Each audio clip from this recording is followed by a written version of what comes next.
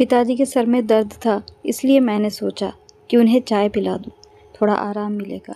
हम होटल के करीब पहुंचे तो देखा अंदर भोला था, बर्तन धो रहा था। वह अब रिक्शा बेचकर होटल में बर्तन धोने का काम कर रहा था। वही भोला जिसने कुछ दिन पहले मेरे बाप की जान बचाई थी। तभी पिताजी की आवाज़ मेरे कानों में पड़ी। क्या हुआ बेटा, किसको देख रहे हो? मैंने नज़रें झुका ली। कुछ नहीं पिताजी। उन्होंने खुद आगे बढ़कर झांका और फिर व्यंग से ज़ोर से हंसे। अरे वाह, ये तो भोला है, ये तो हमारा नालायक भोला है। देखो तो बेटा, कितनी तरक्की कर रहा है। अब तो इसने रिक्शा भी बेच दिया, अब होटल में बर्तन मांज रहा है। सच्ची बात है, पढ़ाई ना करने का अंजाम यही होता है।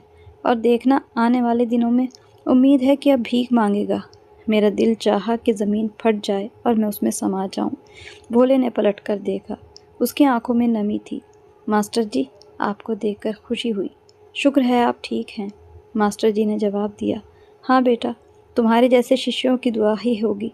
देखो कैसा ज़माना आया है। कुछ लोग पढ़ाई के पीछे भागते हैं, कुछ सिर्फ पैसे के। तुमने दोनों ही छोड़ दिए।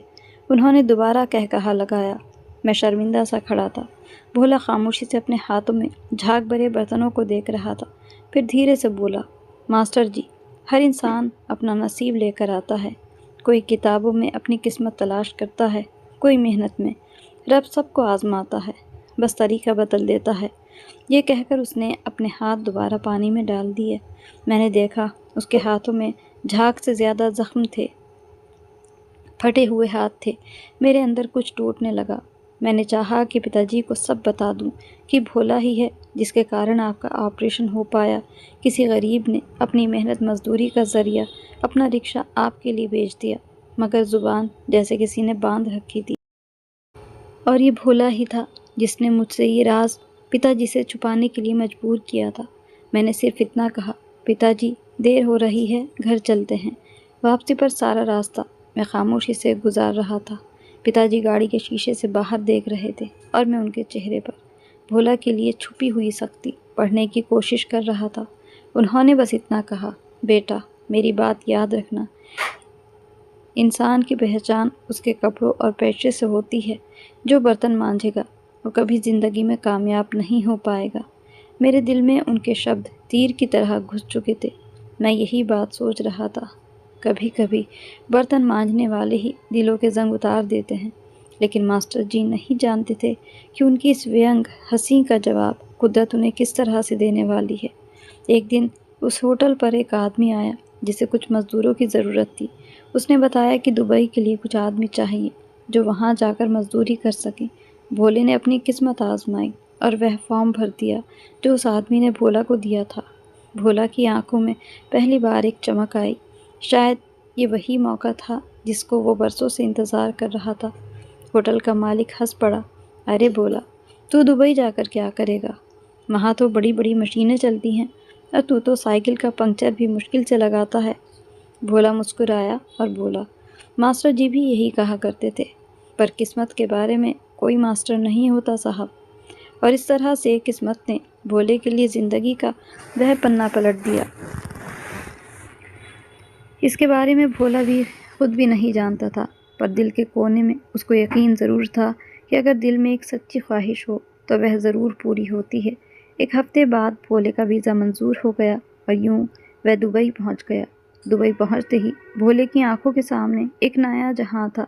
ऊंची ऊंची इमारतें, तेज़ धूप, अरबी बोलने वाले लोग। शुरू में तो भोला को वहाँ बड़ी मुश्किलों का सामना करना पड़ा। मजदूरी करना भी मुश्किल लग रहा था। दिन भर रेत में काम, रात को छोटे से कमरे में मजदूरों के साथ सोना, सांस लेना भी मुश्किल लगता था, मगर उसने हिम्मत नहीं हारी। इस तरह 2 साल गुजर गए। भोले ने एक कंपनी में इतनी मेहनत से काम किया कि उसका नाम हो गया। फिर ठेकेदार ने उसे छोटे काम छोड़कर सुपरवाइज़र बना दिया। फिर उसने कुछ भारतीय मजदूरों के साथ मिलकर अपनी छोटी सी एक कंस्ट्रक्शन कंपनी खोली। दिन रात मेहनत और सच्चाई ने उसे आगे बढ़ाया।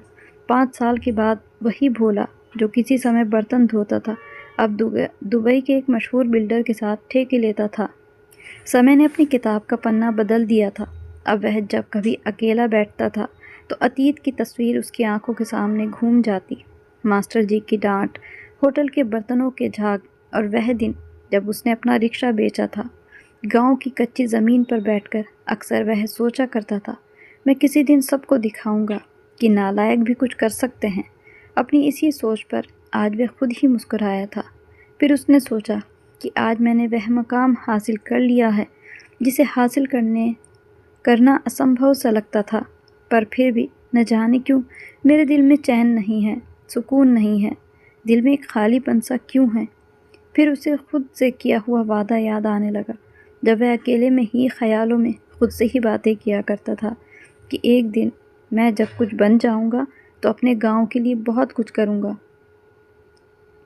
उसे याद आने लगा गांव की गरीबी, मास्टर जी का इलाज और उन बेबस लोगों के चेहरे उसे याद आने लगे जो पैसा ना होने के कारण शहर जाकर अपना इलाज नहीं करवा पाते थे और समय से पहले ही इस दुनिया को छोड़कर चले गए। उसने फैसला कर लिया कि वह अपने गांव में एक अस्पताल बनाएगा जहां कोई भी गरीब अपना इलाज करने से वंचित ना रहे। और यूं किस्मत ने करवट बदल ली और इस तरह जिस इंसान को उसके शिक्षक ने नालायक कहा था, अब वह जिंदगी के सबसे बड़े इम्तिहान में सबसे कामयाब शिष्य बन चुका था। दुबई की गर्म दोपहर, ऊंची ऊंची इमारतों की चमक और दौलत की चकाचौंध, ये सब कुछ भोले के लिए आवाम सी बात थी, लेकिन दिल के किसी कोने में हमेशा एक खालीपन रहता था। वह रातों को दुबई के आसमान के नीचे बैठकर अक्सर सोचा करता था, मैंने बहुत कुछ कमाया लेकिन क्या पाया। मेरी माँ मेरे साथ नहीं है, वह मेरा इंतज़ार कर रही है। मेरी माँ की गली अभी भी मिट्टी की है, मेरा गांव अभी भी बीमार है। और मेरे मास्टर जी, काश मास्टर जी को एक बार पता हो पाता कि उनका निकम्मा अब काम का हो चुका है। भोला ने अपने देश लौटने का फैसला कर लिया था। एक हफ्ते के अंदर अंदर उसने दुबई में फैला अपना बिजनेस समेटा। हालांकि वहाँ पर उसके बिजनेस पार्टनर और उसके अकाउंटेंट उसको मना कर रहे थे, लेकिन उसने किसी की नहीं सुनी, सिर्फ अपने दिल की सुनी और लौट आया अपने गांव। जब वह अपने गांव लौट कर आया तो गांव वाले ही क्या, उसके बचपन के साथी भी उसे नहीं पहचान पा रहे थे। फिर जब लोगों को पता चला तो वह हैरानी से कहने लगे, क्या ये भोला है? वो अब तो बड़ा सूट बूट में आ गया है, लगता ही नहीं। लेकिन भोले के अंदर आज भी वही सादगी थी। वह अपने पुराने दोस्तों से, अपने साथियों से बिल्कुल पहले की तरह से ही मिला, लेकिन उसकी आंखें अपने जिस साथी को ढूंढ रही थी वह तो वहाँ कहीं भी नहीं था। भोले ने तो सोचा था कि सबसे पहले वह जाकर राहुल से मिलेगा, उसका जिगरी दोस्त, मास्टर जी का बेटा, जो अपनी दोस्ती और अपने पिता सभी के लिए वफादार था। उसे पता चला कि राहुल तो ऑस्ट्रेलिया जा चुका है, वहीं पर नौकरी करता है। भोला उदास हो गया, लेकिन फिर उसने खुद को समझाया कि उसका मकसद दोस्ती निभाना नहीं बल्कि इंसानियत निभाना है, अपने गांव की तरक्की करना है, हर गरीब के लिए कुछ करना है। जल्दी ही उसने एक अस्पताल की नींव रखी और हॉस्पिटल बनना शुरू हो गया। गांव के सभी बूढ़े, बच्चे, औरतें बहुत खुश थे। सभी की ज़बान पर दुआएं थी। यही वह नज़ारा था जिसके लिए उसने बरसों मेहनत की थी। कुछ ही महीनों में हॉस्पिटल बनकर तैयार हो चुका था। अस्पताल की ओपनिंग वाले दिन पूरा गांव वहां पर इकट्ठा था। सभी की आंखों में उम्मीद की चमक थी। गांव के बूढ़े, गरीब और बीमार लोग अपनी भावनाओं को आज काबू में नहीं रख पा रहे थे। भोले ने उन्हें एक ऐसी उम्मीद दी थी जिसकी पहले किसी ने कल्पना तक नहीं की थी। अब गांव में सभी को लगने लगा था कि किसी के पिता, किसी की माँ, किसी का भाई, किसी की औलाद अब बेबसी की मौत नहीं मरेंगे। सभी को अच्छा इलाज मिल पाएगा। हॉस्पिटल बनने के एक हफ्ते के अंदर अंदर डॉक्टरों की एक टीम वहां पर आ चुकी थी। ये पहला हॉस्पिटल था जहां पर पूरा इलाज, दवाइयाँ, सब कुछ फ्री था। भोला ने सोचा तो ये था कि जब हॉस्पिटल बनकर तैयार हो जाएगा वह इस हॉस्पिटल की ओपनिंग अपनी माँ और अपने शिक्षक मास्टर जी से कराएगा। पर भोला को गांव वालों से पता चला था कि मास्टर जी की तबीयत ठीक नहीं। अब वह ज़्यादा बाहर कहीं आते जाते नहीं हैं, घर में ही रहते हैं। भोला अभी तक मास्टर जी के पास मिलने नहीं गया था, क्योंकि भोला ने चाहा था कि पहले वह गांव के लिए कुछ कर ले, उसके बाद ही वह मास्टर जी के सामने जाएगा। अस्पताल की ओपनिंग के बाद अब वहाँ पर मरीजों का इलाज शुरू हो चुका था। गांव वाले भोले को दुआएं देते नहीं थकते थे। ये सबकी दुआओं का ही फल था कि भोले ने यहाँ अपना जो बिज़नेस शुरू किया था वह भी खूब तरक्की कर रहा था। भोला के पास पैसे की रेल पेल थी। एक दिन भोला अपने अस्पताल में घूम रहा था। तभी अचानक एक गाड़ी हॉस्पिटल के गेट पर रुकी। दरवाज़ा खुला और दो आदमी एक बुजुर्ग को सहारा देते हुए अंदर लाए। भोले ने नज़र उठाई, वह मास्टर जी ही थे। समय ने उनके चेहरे पर बुढ़ापे की बहुत सारी लकीरें बना दी थी। वह जो कभी स्कूल में ऊंची आवाज़ से बोलते थे, अब धीमी सांसों के साथ बोल भी नहीं पा रहे थे। उनकी आंखों में आज भी वही जिद थी, लेकिन जिस्म कमज़ोर हो चुका था। डॉक्टर ने बताया कि उनकी हालत गंभीर है, अभी एडमिट करना होगा। भोले के दिल में अजीब सी कसक उठी। उसने कहा, जो इलाज सबसे अच्छा हो वही कीजिए। मास्टर जी ने कांपती हुई आवाज़ में कहा, बेटा मेरे पास अभी फ़ीस नहीं है, मेरे बेटे को आ जाने दो, उसके बाद ही मुझे एडमिट करना। भोले ने झुककर कहा, मास्टर जी यहाँ पैसे की बात मत कीजिए। यह अस्पताल बीमारियों को दूर करने के लिए है, ना कि पैसा कमाने के लिए। मास्टर जी ने हैरान होकर उसकी तरफ देखा। शायद वह भोले को पहचान ही नहीं पाए थे। तुम कौन हो बेटा? भोले ने धीरे से कहा, मैं आपका वही निकम्मा शिष्य हूँ जिसे आपने कभी कहा था कि बर्तन मांजकर सड़कों पर आ जाएगा। कमरे में एक पल के लिए खामोशी छा गई। मास्टर जी की आंखों में हैरत और शर्मिंदगी थी, और फिर पहचान की एक चमक उभरी। बोले, तू तू वही भोला है ना? भोले ने मुस्कुरा कर सर झुका दिया। जी मास्टर जी, वही। मास्टर जी की आंखों से आंसू निकल आए। उन्होंने कमज़ोर हाथ भोले के हाथ पर रखे और धीरे से बोले, बेटा मैंने तेरे साथ जुल्म किया, मैंने तुझे गिरा हुआ समझा, नालायक कहा, मगर आज तूने मुझे गलत साबित कर दिया। मैं शर्मिंदा हूँ भोले, बहुत शर्मिंदा। भोले ने नरमी से उनके आंसू साफ किए। मास्टर जी, आप मेरे शिक्षक हैं। अगर आप ना होते तो मैं ज़िंदगी का पहला सबक कैसे सीखता। आपने पढ़ाया कि कामयाबी मेहनत से मिलती है। बस मैंने वह सबक किताबों से नहीं, ज़िंदगी में पढ़ा। मास्टर जी रो पड़े, उनके आंसू बह रहे थे। भोले, तू मेरा सबसे लायक शिष्य निकला। मैंने सारी उम्र गलती की दिलों को परखने में। शिक्षा का घमंड मुझे अंधा कर गया। तू नालायक नहीं था भोले, तू तो असल में इंसान था। भोला उनका हाथ थाम लिया। मास्टर जी, शिक्षा वह नहीं जो किताबों में लिखी हो, शिक्षा वह है जो इंसान को इंसान बना दे, और वह सबक आपने मुझे दिया, चाहे कठोरता से ही सही। कुछ देर दोनों खामोश रहे। फिर भोले ने नर्स को बुलाकर कहा कि मास्टर जी को आराम की ज़रूरत है, उनकी दवाइयों का पूरा ध्यान रखना। मास्टर जी ने भोले को जाते समय कहा, बेटा अगर मैं ठीक हो गया तो अपने स्कूल के बच्चों को लेकर यहाँ आऊँगा। उन्हें बताऊँगा कि असल में काबिलियत वह नहीं जो इम्तहान में नंबरों से मिलती है, बल्कि वह है जो किसी के दिल का बाईपास कर देता है। भोले ने धीरे से मुस्कुराकर कहा, मास्टर जी आपके दिल का बाईपास तो मैंने कई सालों पहले कर दिया था, बस आपको खबर नहीं हुई। मास्टर जी ने कमज़ोर हंसी के साथ आंखें बंद कर लीं। उनकी सांसों में सुकून आ गया। भोले ने आसमान की तरफ देखा और धीरे से कहा, तेरा शुक्र है, आज मेरा शिक्षक हार कर भी जीत गया और मैं जीत कर झुक गया। रात के आखिरी समय में हॉस्पिटल में खामोश सन्नाटा चारों तरफ फैला हुआ था। एक अजीब सा सुकून फैला था।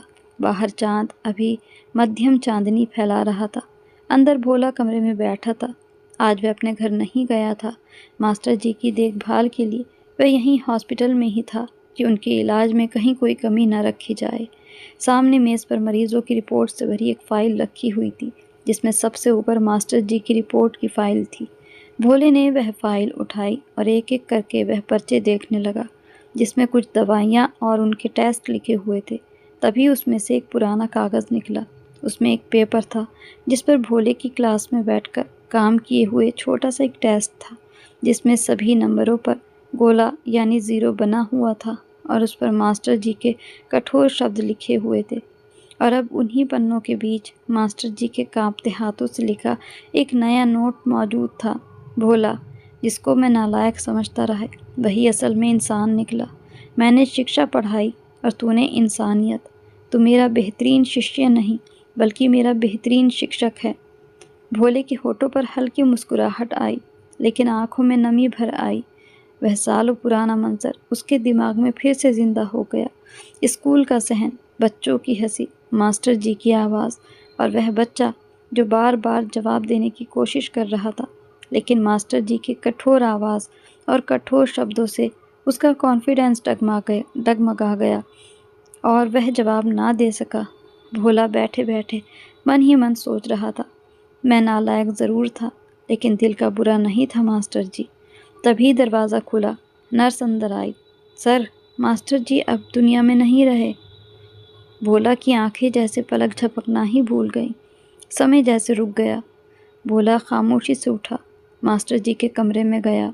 मास्टर जी का चेहरा पर सुकून छाया हुआ था, जैसे सालों की शर्मिंदगी, उनका अहंकार और दुख सब बह गए हों। भोले ने उनके चेहरे के करीब जाकर धीरे से कहा, मास्टर जी, अब आपको आराम की ज़रूरत थी। आपने माफ़ कर दिया, बस यही काफ़ी था। उसने उनके चेहरे पर चादर डाली। मास्टर जी का और कोई रिश्तेदार तो था नहीं, बेटा भी ऑस्ट्रेलिया में था। उसे खबर कर दी गई थी, पर किसी तकनीकी खराबी के कारण उसकी फ़्लाइट रद्द हो गई थी। मास्टर जी का अंतिम संस्कार तो होना ही था। भोले ने अपने हाथों से मास्टर जी का अंतिम संस्कार किया। कुछ दिनों के बाद मास्टर जी के स्कूल में एक मास्टर जी की याद में एक प्रोग्राम रखा गया। पूरी बस्ती जमा थी। भोले को वीआईपी के तौर पर बुलाया गया था।